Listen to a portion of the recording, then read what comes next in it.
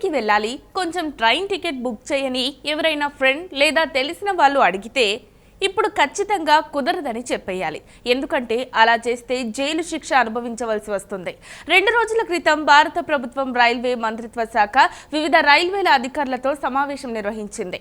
ఈ క్రమంలో ప్రభుత్వం కీలక నిర్ణయం తీసుకుంది. టికెట్ల బుకింగులపై పలు షరతులను కూడా పెట్టింది. అందులో భాగంగా మన ఐఆర్సీటీసీ అకౌంట్పై ఇతరులకు రైలు టికెట్ బుక్ చేస్తే జైలు శిక్షతో పాటు భారీ జరిమానా విధిస్తామని తెలిపారు. 2 రోజుల క్రితం రైలు రిజర్వేషన్లపై కొత్తగా వచ్చిన రూల్స్ ప్రస్తుతం అమల్లోకి వచ్చాయి. సెక్షన్ 143 రైల్వే చట్టం ప్రకారం అధికృత ఏజెంట్లు మాత్రమే థర్డ్ పార్టీ పేరుపై టికెట్ బుక్ చేయాలి. ఐఆర్సీటీసీ అకౌంట్ ఉన్న వ్యక్తి కేవలం తన ఇంటి పేరు ఉన్న వారికి, రక్త సంబంధికులు, కుటుంబ సభ్యులకు మాత్రమే టికెట్లు బుక్ చేయవచ్చు. అలా కాదని ఎవరికి పడితే వారికి టికెట్లు బుక్ చేస్తే 143 రైల్వే చట్టాన్ని ఉల్లంఘించినందుకు 10,000 జరిమానాతో పాటు 3 సంవత్సరాలు జైలు శిక్ష విధిస్తారని కొత్త రూల్స్ చెబుతున్నాయి. కాబట్టి జాగ్రత్త.